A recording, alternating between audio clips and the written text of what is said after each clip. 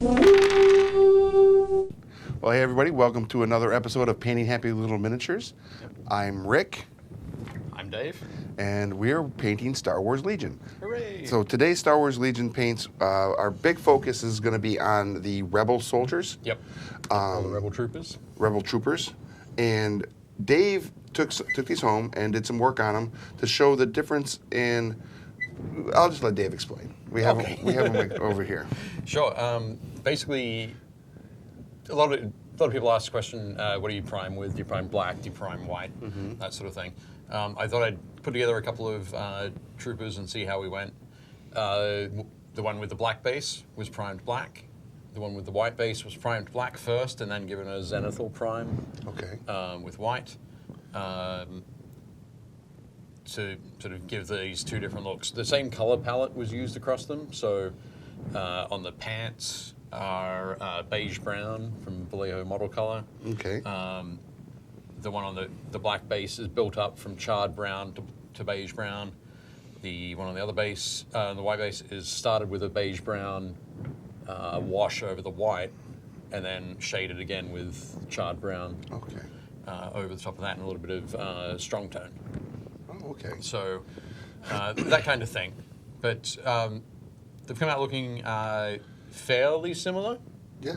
But you can tell the difference between them. I mean, the one on the black base does have a darker tone to it. Darker base, yeah. Yeah, and then the other one, obviously, I mean, is lighter. Looks like he's ready for some desert warfare. Yep. You know, and they both look amazing. The faces, as you can see right there, look at the face on that one as he turns. Yep. It's so good. And then the weapons, I saw that you did like a dark metallic maybe, Yeah. and then you did some like line silvers. Oh, actually, it's most of the guns are black. Most of the weapon is black, and then a little bit of light, or sort of a fairly dark gray over there, just to sort of highlight those edges, and then in a couple of places a dark sort of gunmetal. Okay. Which is getting a nice glint from those lights. Yeah, it looks so good. So back to Dave. In the other video we had already put out there, when we were putting all these models together, we talked about how there are some gapping in the miniatures. Not all of the miniatures have it, but some of them did. Luke Skywalker is a prime example in his shoulders. Or shoulder and elbow. Elbow, yeah. So we'll take a look at that. I brought along some of my green stuff putty, which I keep two separate sort of batches. I do a fair bit of converting work at home, so I like to have a good supply of green stuff on hand. Right, you're saying you had like 20 or 30, 100 pounds? 20 or 30 pounds. Oh, okay. Probably about 20 pounds worth of green stuff at home. Okay. So I'm just going to grab a little bit here because we don't need too much. But green stuff is 2-part epoxy putty. Typically try and get sort of a 50-50 mix. Okay. If you want it to cure faster, but be more flexible once it's cured, put in a little bit more blue. Okay. And if you want it to take a little bit longer to cure, but have it be harder once it's cured, a little bit more yellow. Okay. Don't go past, like, I guess 35%, 35, 65. Okay. Once you go beyond that, it's never going to properly cure. Okay. Or at least that's what I've been told. I like to stick to the rules, so. Sure. Yeah. And as you mix it up, it becomes green as the name entails. So we can see there, nice and close. It's not fully mixed through. You can see streaks, so that won't cure properly. Okay. So just gonna mix. It's got to look like a good and proper booger. Hey, if your boogers look like this, This past weekend they had. get thee to an apothecary. Get thee to an apothecary, sir. Yes. Okay, sorry. Get thee to Med Bay. Yeah, Medbay 1. Yep. Aft BDS. Battle dressing station on that ship. Okay, ready. Yeah. Cool. Sorry. That's okay. I knew it'd be something like that. Okay, so there we go. We can see that green stuff is nice and mixed now. There we go. All right. So I'm just going to take a little bit of it. And here we can see the gap we're talking about there, around the elbow. And on this one, from there. I'm just going to lay this into the elbow. You can sort of just leave it to sort of set up or start to hunt a little bit. Okay. But while it's like this, while it's just freshly mixed, it's quite sticky. Okay. So this is a good time to get it to adhere to the model. I've got my sculpting tool here, which is just like a dental tool. I think it's known as a Wax 5, something like that. Okay. But I had this one for a while, so I'm really used to sort of how it works. All right. Let's Yeah, go. the one I have is way different thing. It's got like a hook Oh, okay. at one end. Yep. It's flat, but it's hooked much more dramatically than yours. Right. And then it has just like this one has, you have like a blade look to Yep. it. Mine is more like a triangular spearhead. Okay, right. But yeah. There are a variety of different Yeah. sculpting tools, but a couple of different companies make them, but you can also possibly get them from your dentist. So next time you make a trip, ask if they have any of the dental tools or that sort of thing. Because they don't keep them. They churn through them pretty quickly. right. So you could not a possibly bad go idea. dumpster diving, but you never know what you'll come across. Just ask, yeah. Just Just ask. ask your dentist. Do you have any old tools, old filling, shaping tools that they're going to get rid of that they don't need anymore? Or they bought a new set because you want to use them for modeling. Yep. It's not a bad idea. So there we go. You can see that there. It's just been with a little bit of water on the tool from my paint cup. You just see the water glistening there. Just smooth that down. It's amazing. Thankfully, because it's in the sort of the crook of his elbow there, Mm-hmm. in here you're going to get fabric folds, so we can just push that down into there. Okay. So it'll be nice and quick. And then just quickly around the other side. So basically we wanted to show you this to sort of say that it's not any sort of gapping that you might get in any miniatures really from anywhere isn't really too much of a problem if you can just jump in, use a little bit of green stuff there, and all good. Takes a little practice, sure, Sure. to get things nice and smooth. No. If you're more comfortable sort of taking away rather than adding, you can add a lot of green stuff and then Right. carve it away with a sharp hobby knife. Okay. But And that the green stuff takes, once it's all dried and cured proper, it takes the primer just as easily as the Oh, yeah. model itself would. yeah, very definitely. Okay. So there's no problems, no hassles with that. Okay. And actually, you can get this up nice and close. There we Oh go. yeah. You can see some of those folds there. I can just push those in Yeah. and drag it along. And it blends in perfect. Yep. So once it's primed, you won't even know that you had to use green stuff to seal it up. So it should just look fine. And I see you based them with some gravel. Sorry, yeah, just some play sand. Nice. Yep, I picked up from Home Depot. So yeah, just some actually with these because I had to do it quickly. I was a little bit rushed. I used super glue Okay. on the base, spread the super glue around, dipped it in the In the sand, sand. shook Shook it it. around a little bit. Did you on purpose put the two larger stones in the back like that, Nope, or just because that's just how it? that's kinda, just how they came out of the bag. Man, it gives such great texture to it, to the models when you do that, and then you're gonna prime that as well, and then paint. Yep. Okay. When we see these guys that have been primed here, you can see that sand. That's the same sand. Yeah. Same everything there. And if you can pass over the guy that we've already painted. What I think we're going to do with these, we just want to do sort of like a sand, like a desert sort of feel for them. Right. Is we'll use this desert yellow Right. that we've got on their jackets as the As the a base color base. for the sand.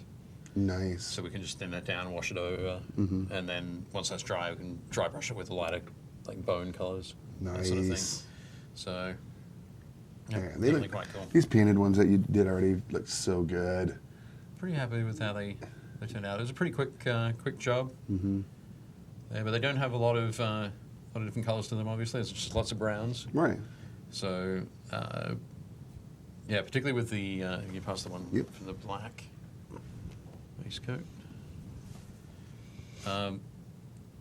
All of this model was worked up from the charred brown sort of base. So the first thing you'll be doing on the ones that you're working on will be to give them all a nice, I say dry brush, and I can say wet brush, but it's really in between the two. Just using a big brush is a nice, quick way to get them covered. Yeah, this brush right here is ridiculous. Look at that. Right here on the spinner. Oh, there we go. Look at that thing's seen some days. It has. That's an old brush in itself, but yeah, use it quite a lot. That's great. I love it. I do too. So one of the last things I want to talk about before we actually get into the painting of the miniatures is the ATRT miniature. Dave took it and made a couple little modifications to it that are really, really impressive. So that's just a simple one.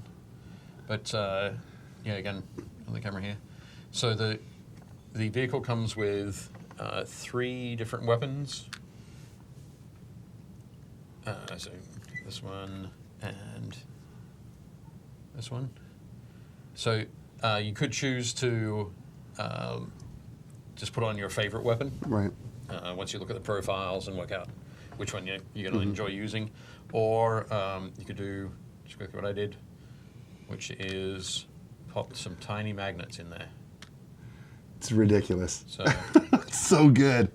I think the great part about doing it this way is it makes it feel like this really cool toy. It does make it a cool toy. As well as a cool wargaming miniature. Yeah. So as you're playing this game and you're building your legion, to fight against your opponent, and you're going to use the ATRT, and because you have 3 different weapon choices, you can select any one you want to field for that particular battle. If you notice that they're going to be putting together a heavy armor force, one of those guns probably has a better attack versus heavy armor. So you're going to be like, whoa, I bet you it's this one. I bet it is too. So I'm going to use the weapon system that is the best for that particular thing. And if you're playing on Endor, this flamer option would be perfect. Set the world on fire. Yes. Burn it all. And again, you base this one as well with the play sand, Yep. And one thing I remember saying we have to mark those with the X lines. Yep. Basically, so when we showed it last week, last time it had the lines showing the different facings. Basically, when we paint the edge, we can put those markings on there around the side. It's going to look so good. Yep. So cool. It's very cool. And there you have it. Now we're going to get into the meat of this and start painting. Yep. Just going to show you. There we go. The same thing with the pilot. We kept him separate. There. He got a little bit scratched up, but yeah, with all of these ones that have the white prime on them, it's a Zenithal prime. So primed black and then hit from sort of overhead with the white. Right. So you can see that really well on this particular miniature right here. Yep. On the leader, the squad leader. Yeah. How you can see how the white, like the overhead light is coming down with the white prime over the black, and if you kind of turn them upside down a little bit, you get to see that the black primer's there too. See the shadows. Keeping those shadows as shadows. Exactly. So nice. Okay. And I didn't even know anything about that particular technique until I met you during the speed paint event. All right. Yeah, we talked about it then. Yeah. Yep. Very cool. Okay, excellent. So I'll put this aside, and we'll jump into painting some miniatures. Yep. What do we want to throw up on the spinner for the moment? Should we put the... Yeah, the ones that are already painted, they look so good. There we go. We'll get that out of the way. Put that over here. All right. Okay, so you've got some of your charred brown over there. And I'm just hitting the whole miniature? Just hitting the whole miniature with it. I'm going to start with the pants. The pants. On these guys. The trousers. If you're English. Is that what the English would say is trousers? Trousers, yep. Yeah. And though this is a pre-recorded episode, anybody that's watching this right now, we do appreciate you guys joining us. Nice. So Did you keep it on top of things? James, we know you're out there. Josh. Yeah. Drew, I hope you're watching as well. So everybody out there, we do appreciate it. And again, please share the content so that others might see it. And we have a contest running right now as well. It'll be pinned. It's already on the Facebook page, and I'll have it pinned at the top of the page while these are airing. Great. So that y'all can enter it if you haven't already, because someone is going to win all of this. All of the painted stuff. Yep. All of the Wave 1 painted stuff. Yeah, it's going to be glorious. Excellent. So is that pinned at the top of the Painting Happy Little Minis page, or at the top I can of do it in both. Oh. And I Shade will. Media and Painting Happy Little Minis Yeah. pages. There's no excuse. No You'll be excuse. able to find it. Yes. And we've already gotten, since we put that up there, Yep. like 500 new people following us on YouTube. Oh, fantastic. So That's cool. not a bad thing. Definitely good. Cool. So what I'm doing here, because of the white prime, the idea is to use that to our advantage. So I'm actually thinning down the paint. You're using it, it's a fairly sort of thick wash. That way the white shows through, and you sort of already immediately have a couple of shades. Okay. So we'll do that for the beige brown on the pants. And then once we've finished that, we'll do that with the desert yellow for the jackets. Okay. Then we can use sort of a thin charred brown on the gloves and sort of the hat rims, the helmet rims. Right. And the backpacks that they're all wearing. Right. Even this commander. Yeah, even Squad leader. it has a backpack. Yep. I mean, definitely making sure he's got his gear. Excellent. He's all proper. Yep.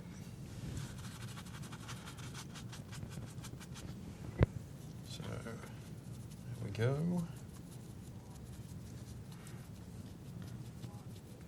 I think it's funny how like the heavy gunner here Yep. has the big Gatlin-looking gun that he's carrying, and then on his shoulder, attached to his backpack, he's got a blaster rifle. Got his rifle as well. Yep. It's like, man, this guy's geared out to go to war. Definitely. But the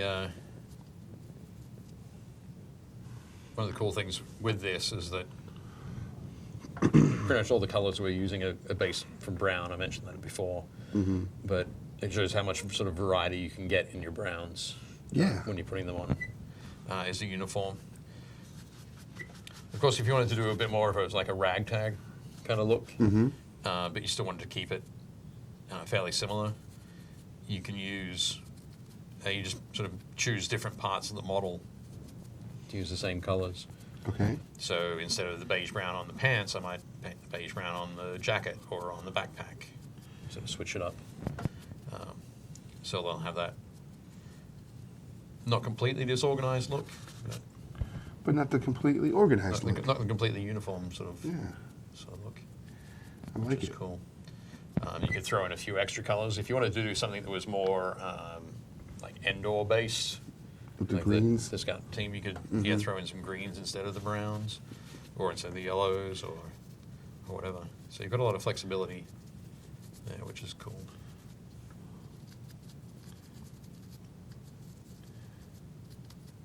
All right. So after you did the base with the charred brown, Yep. what was your next step? The next step, I did I worked on the pants actually. So I highlighted those up. I did a mix of, because charred brown and the beige brown are very sort of different in as far as tone goes. Yeah. I did a 50-50 mix of the two. And did you dry brush the pants on? No, I painted those. Okay. So sort of layering Okay. highlights. And then went for a straight beige brown kind of highlight there. Okay. And a beige brown. Is here. There we go. Let me see if I actually had it myself. And Probably not. you might need that one back. Okay. So the colors I chose here aren't exactly the same as the ones on the On the box? sort of on the box, or the sort of the studio paint jobs from Fantasy Flight, Okay. but they're kind of pretty close to what we were looking at. I think some of their browns have a little bit more grey in them. So, Okay. I can see that. but I feel it's one of those things where you either paint with what you got, or just have a little bit of fun. Yeah. That's one of the things about miniature painting anyways, is it doesn't have to be Canon to the box. Yep. And it's also how you can show your individuality or uniqueness to the, if someone wanted to make them like all blue, Right. using blue hues like the digicamis of the Navy, Right. you know. Yep. I'd first ask them, what are you doing? You're crazy. Makes no sense. Man, But look you at could do that. Look at you. Hey, everybody, paint off Canon so that I can ridicule you. You're terrible. Well, I wouldn't do that. Maybe I would. I'd be like, and then you come to find out, oh, you're a prior service Navy. I get it. Right, yeah.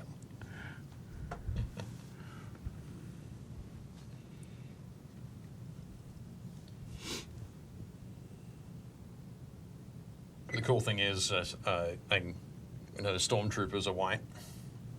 Yep. White armor with black sort of inserts between the armor plates. Yes. And that's a fairly sort of quick color scheme to do. Thankfully, this sort of mostly brown scheme is also nice and quick. That I do appreciate. Yep. Oh, sorry, I forgot a bit. I can come back and paint the tops of their helmets.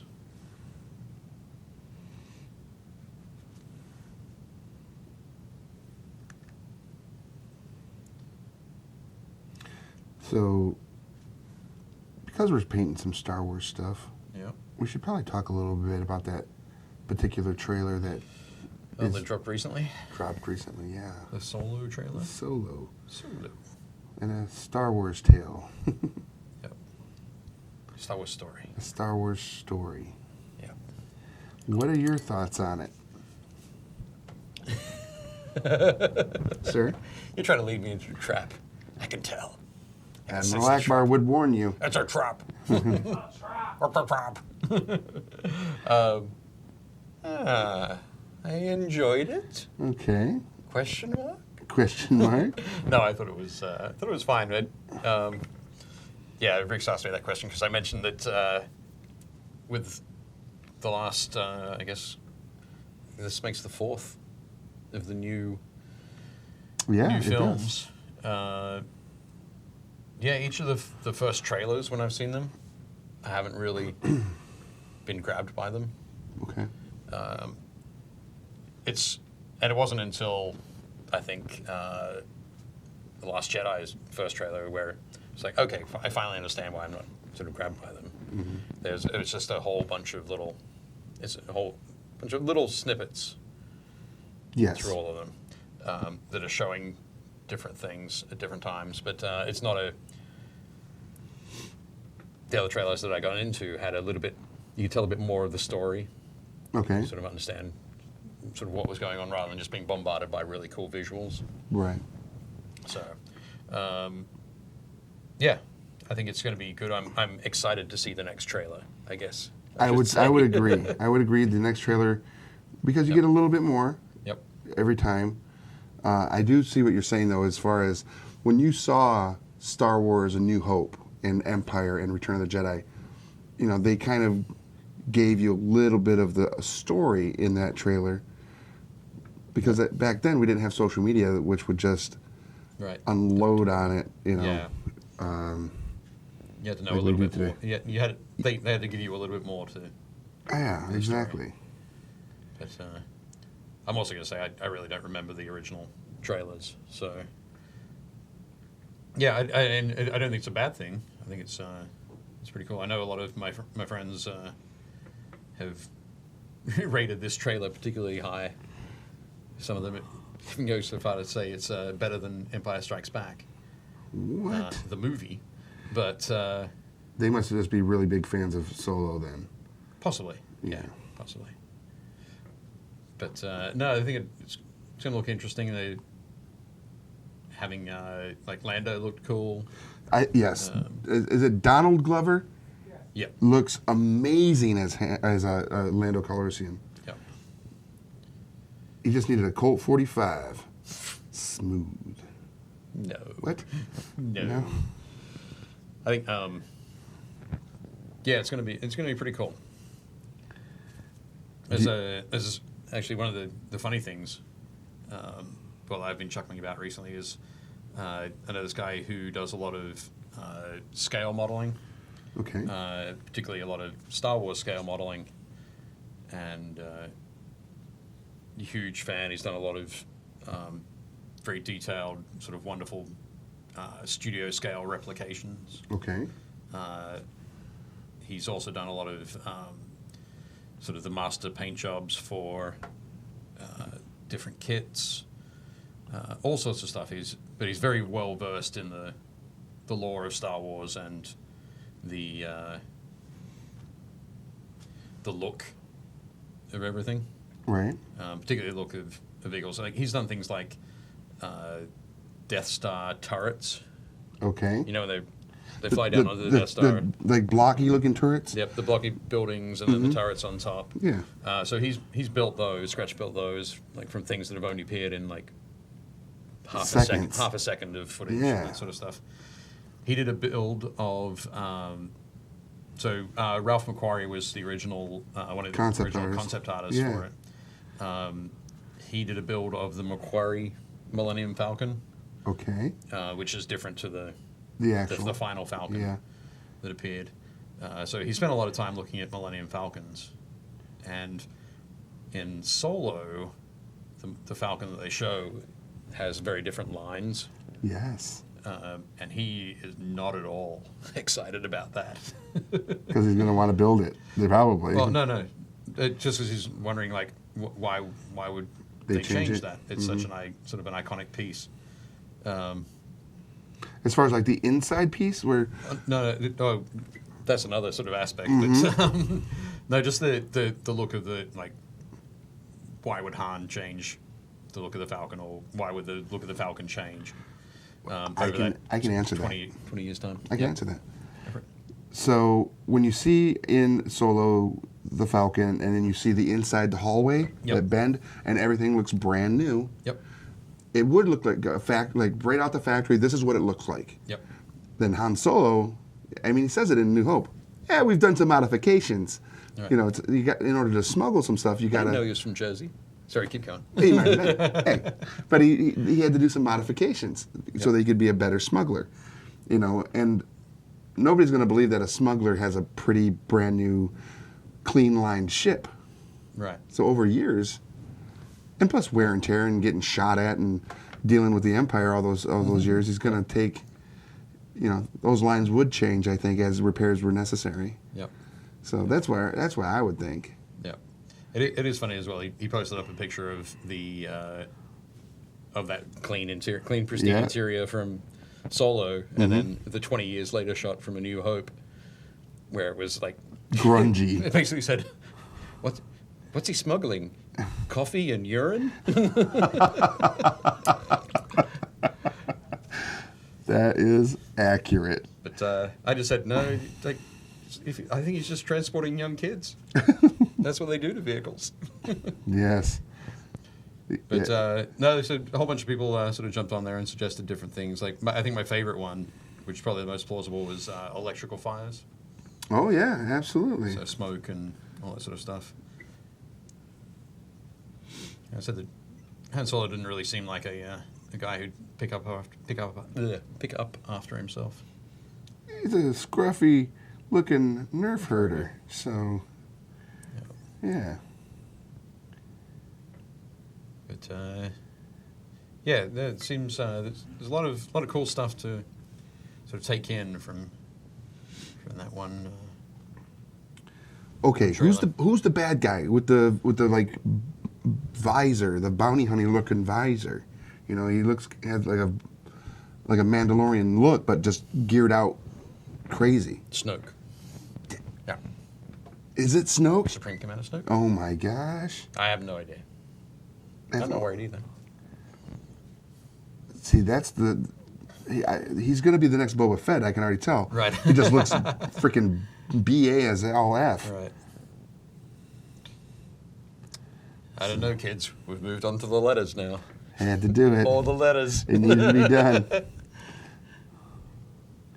Cool. But when I saw him, and I was like, oh my god, yes. And then of course Cthulhu. Right. at the end of the trailer, all the tentacles in the. What's Cthulhu doing here?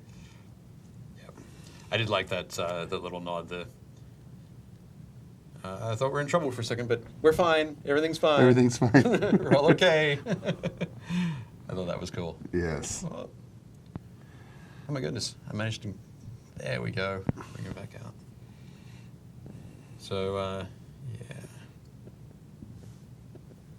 The thing that surprised me, to be completely honest, was May 25th for the release date. Why is that surprising? Well, because Rogue One was a December release date, and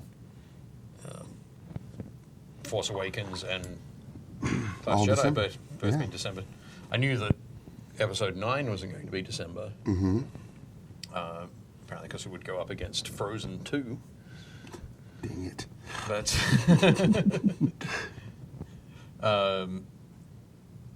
but yeah, it's just so quick.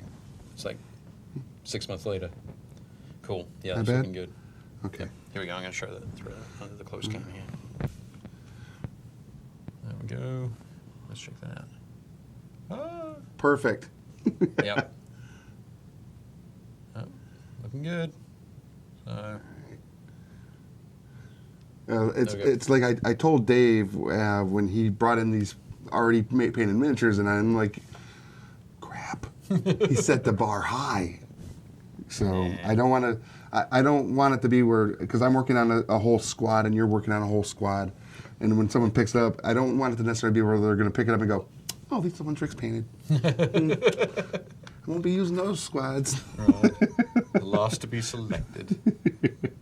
So I'm going to go along and write Rick underneath all of the bases. don't do that. I will. It'd be fun. Come on. Toy Story him up. Yep. But, yeah. Pretty so you enjoyed excited it? for it. You enjoyed The trailer? the trailer? I did.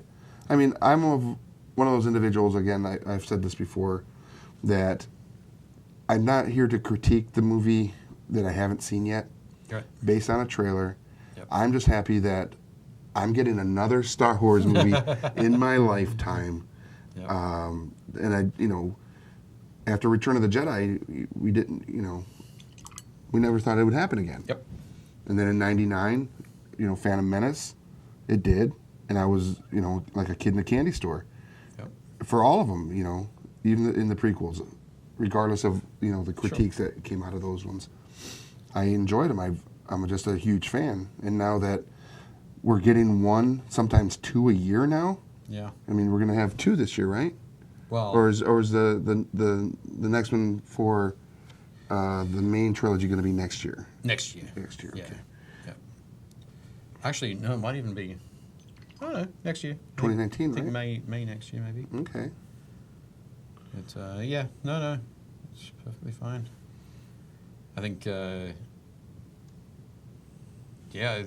there's potential for them to put out something new every year, which is amazing. Especially if they do like a Canon 3, followed up with a solo story. Not so much continuing with Han Solo, but do a Boba Fett standalone, do a Chewbacca standalone, do a young Yoda. Right. Yep. Do a Kit Fisto. I'd love to see a Kit Fisto movie. Kit Fisto was the Tentacle-headed Jedi Oh, okay, right, yeah. that fought Palpatine and got wasted. Zapped. Yeah, and lost. But, or Mace Windu story. Right. How cool would that be? That was called Pulp Fiction, wasn't it? I believe so. Thanks, Johnny. Thanks for the for the chuckle. Okay. But I mean, if you just went with a Jedi's tale, there are so many different Jedi characters that you could Yep. do just a movie just on them, and get more canon content in there, and then do like an Old Republic type storyline.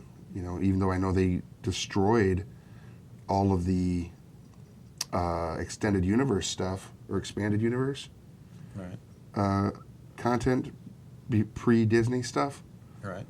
But they seem to be leaking a lot of it back in their own fashion. Okay. So I want to see Disney's retelling of some of those tales. Right. I know like Darth Talon, the red, what are the tentacle? Twi'lek, yeah, the red Twi'lek Jedi or Sith character. I want to hear more about them. Darth Bane, Darth Nihilus, Okay. These are all names I've never heard before. Yeah, because I can tell you, Darth Nihilus is still canon. Because if it wasn't, he wouldn't be in the Star Wars Galaxy of Heroes phone app game. Okay. So I want to know more. Would you like to know more? Yes. Starship Troopers reference, everybody. Yeah. Paul Verhoeven. Very cool. Yeah. Okay. So you can see how quickly we're getting through these models. So how quickly you are. Well, you're. Going to say we or you? I'm going to say we. I mean, I do have all mine based. Yep, they're all based. You're on the second guy for the highlighting in the pants. Mm-hmm. I've almost got the all of the desert yellow down. You can see here that the paint's nice and wet on there, so it's a little bit thin. You've got some of the white showing through. There we go, turn it around that way. Which sort of immediately gives you a base color and a highlight, or a base color and a shade, depending on how you want to look at it. Okay. And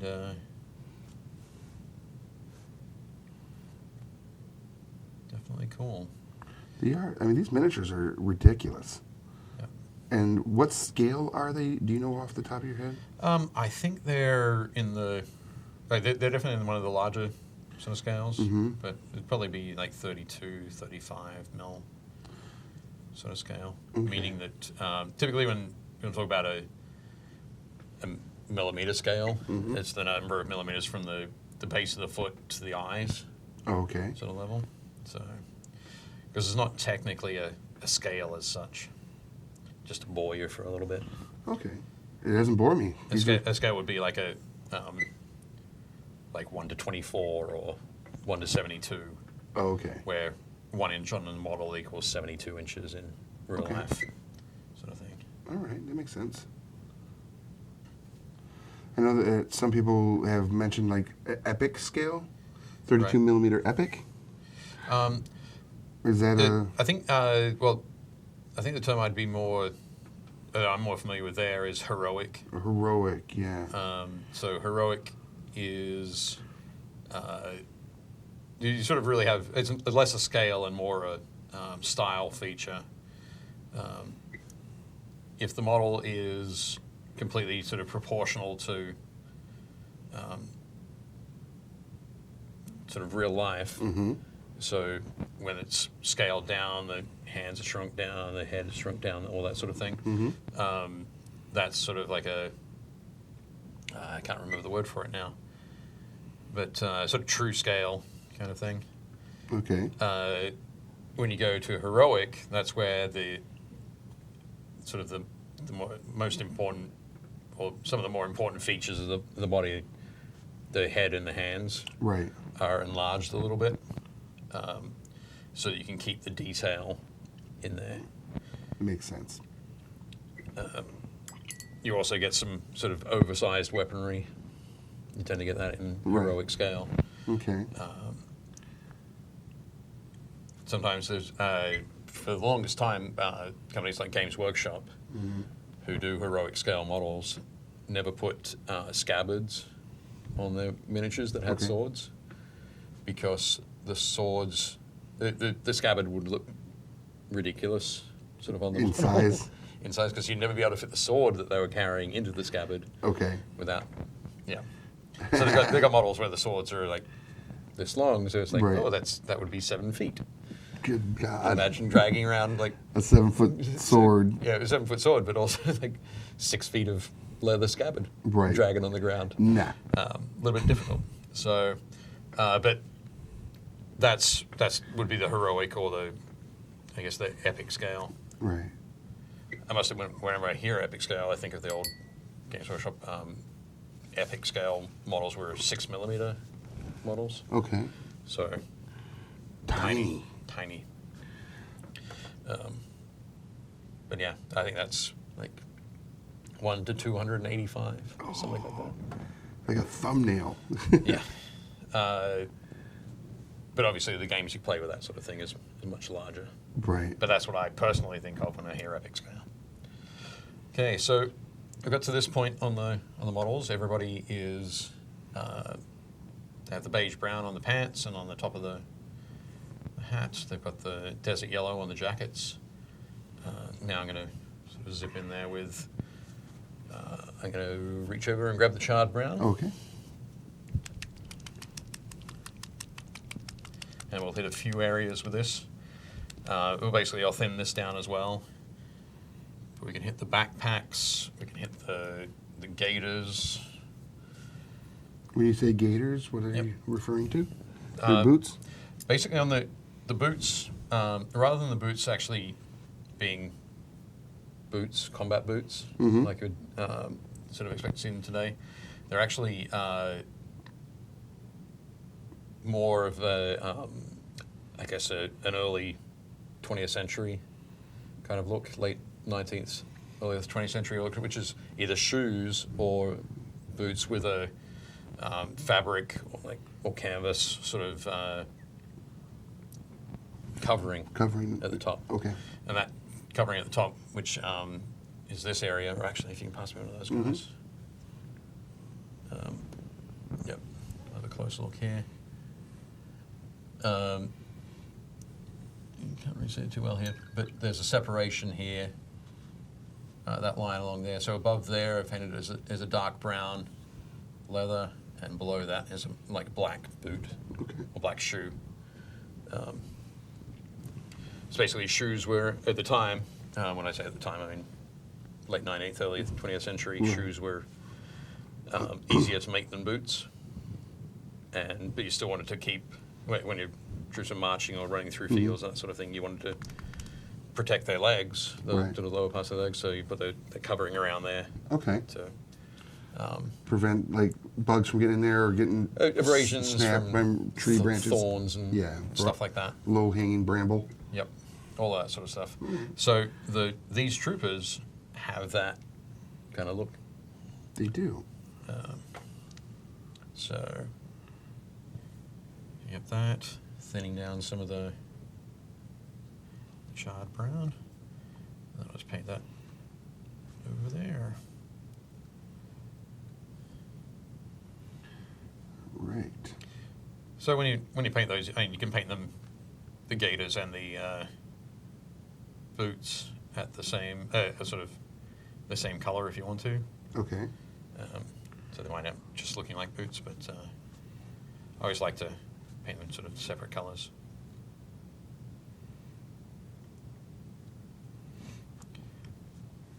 A lot of troops in World War II Yeah. had gaiters as well. So I mean, I didn't wear gaiters in the military, Okay. but they did have like, you know, at the different bases that I've been to, for Right. training, they'd have like the uniforms of of different eras. Right. And they did, you know, they had those gaiter. Okay, so you knew what I was talking I about. did. I just wanted to for an explanation for the Damn you. viewer. Tricked. Tricked. Not trick. That's good information. Yeah? Was I right?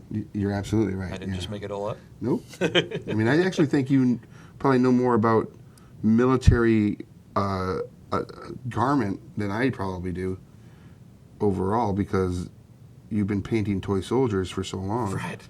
And, you know, when you're going to these different events and talking to people that are like really into it, Yep. they, you know, you got to know the proper terminology. You got to know, or they're just going to look at you like, well, you Let me know, tell you, noob. right? Yeah. But then, or then you get the long explanation of what it is, Right, yep. which is fine, you know, because if you don't know, sometimes you need that education. Yep. So apologies for boring anybody. You didn't bore anybody. That's exactly what we needed to hear. I find it interesting. Yeah, I did too. No, in all honesty, Dave, like I had no idea what it was or what you were, Yeah. before you said that, but it's an interesting fact to know. Cool. Thank you, Johnny. I don't know if I believe you, but it sounded sincere. No, I think two. We might have two. But no, all good.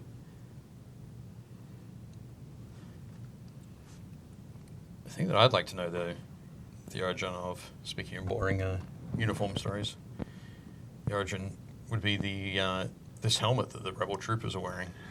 Sort of who designed it and why did they design it Like that? like that? Yeah. Ooh, that's a great question.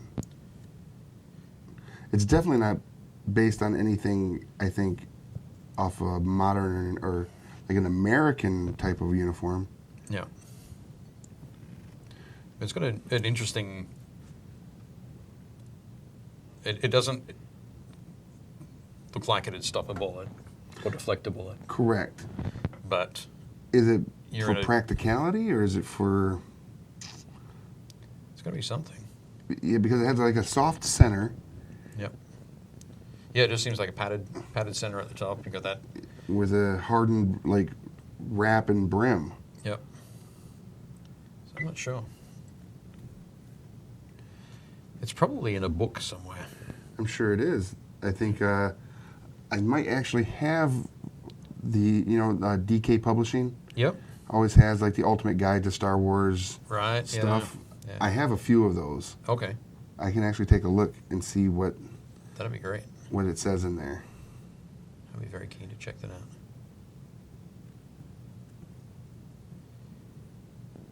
So I can really become a little A little bit more nerdy. uniform nerd.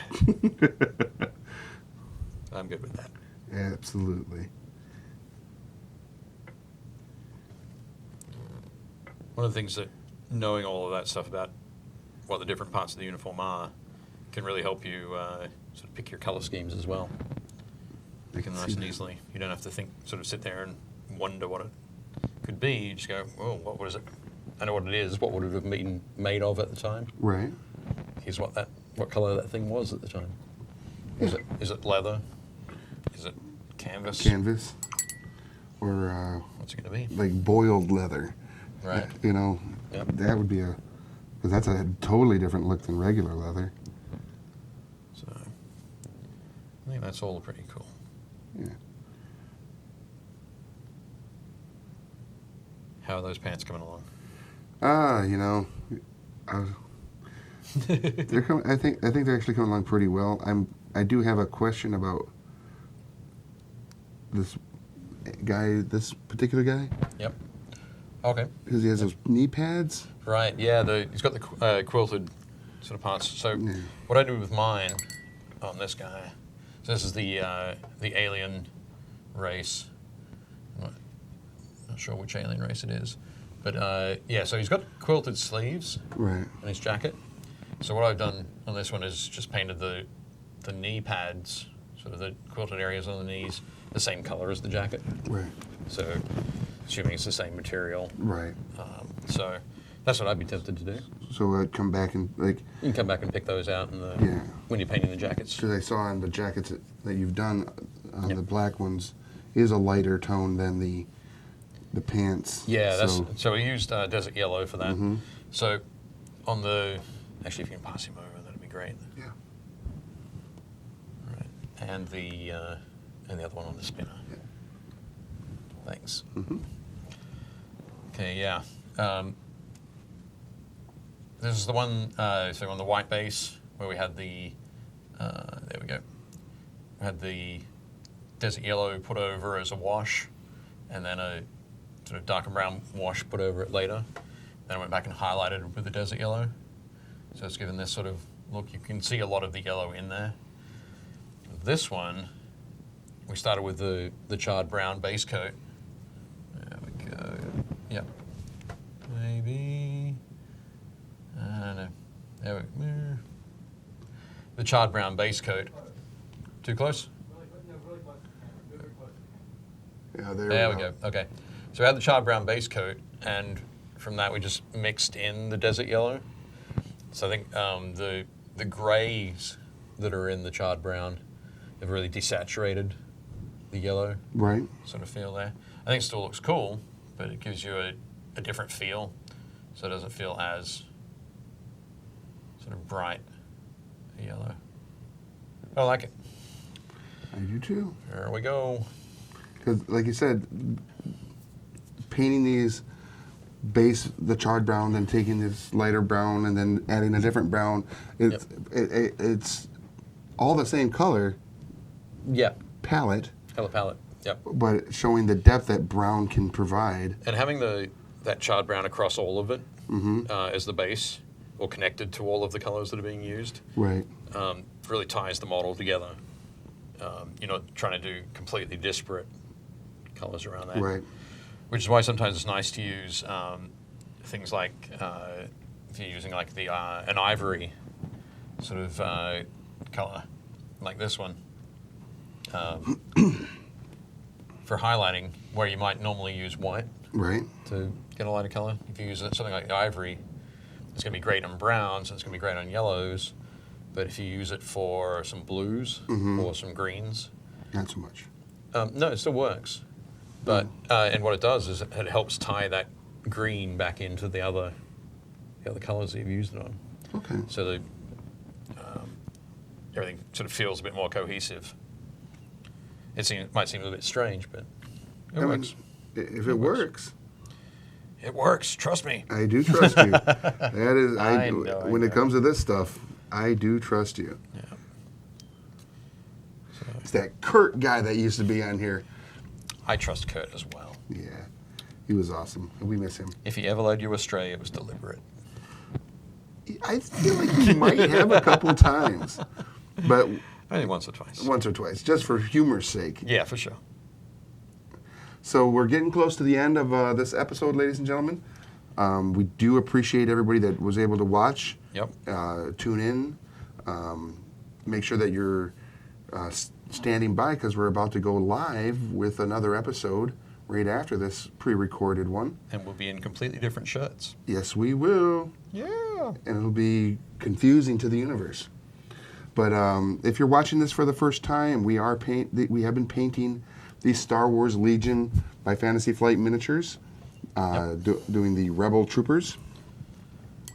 And we will be continuing painting Star Wars Legion when we come back live here at 2 p.m. Cool. How much time do we have left? A few minutes. Okay. In that case, Do you want to do some... I'm going to do a quick wash on this squad leader. Okay.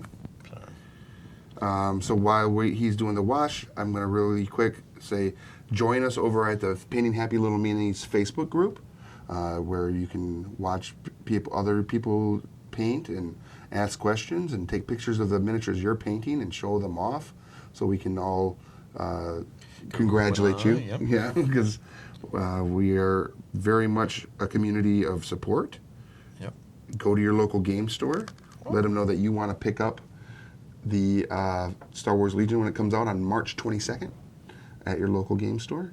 Yep. And find out what they're going to be doing at your local game store in regards to the community of this game, building a Legion community. League play, Yeah.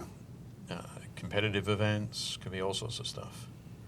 So, something I'll also mention, I just recently joined a Facebook group called Star Wars Legion, parentheses unofficial, terrain group. All right. A friend of mine, Sean Morris, put that together. I'll He's make sure to join it as well.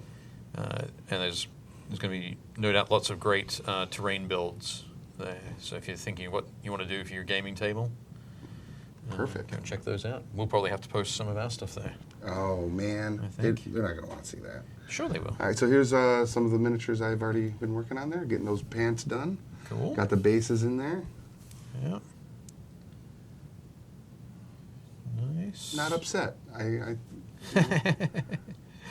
got a ways to go. Yeah. But we'll get them done. Yep, we will. So I think what we probably will do then is when we come back live, maybe these will be the ones we'll tackle again. I think so, yeah. We'll keep working on these. So I didn't really have to rush then, did I? No, silly me. Well, sort of rush. A little bit of rush. Anyway, so yeah, we'll do that. And I think hopefully what we'll be able to do for our next pre-recorded session is get Drew in. Yeah. Paint some stormtroopers, which would be pretty cool. It'll be amazing. We're just going to get him in anytime we have to paint anything white. Yes. Because that's a fantastic white scar he painted Oh, it was so good. last year. Let's go ahead and put that guy up, and we'll... Yep, put this guy on the spinner. Now remember, he's going to be glossy because the wash is still on him and still drying, and I haven't gone back and highlighted, making all these excuses. But what I like to do after the wash is dried and I've done the highlights on all those things is go back and paint his... just messing around with the microphone there. Sorry about that, Johnny.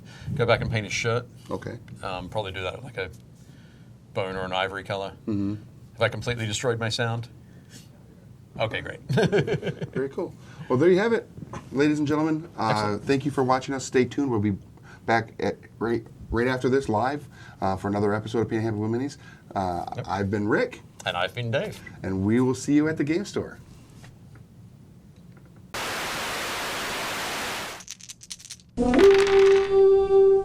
Thanks for watching Painting Happy Little Minis. If you liked it, leave a like and a comment below and make sure to subscribe so you don't miss any new content.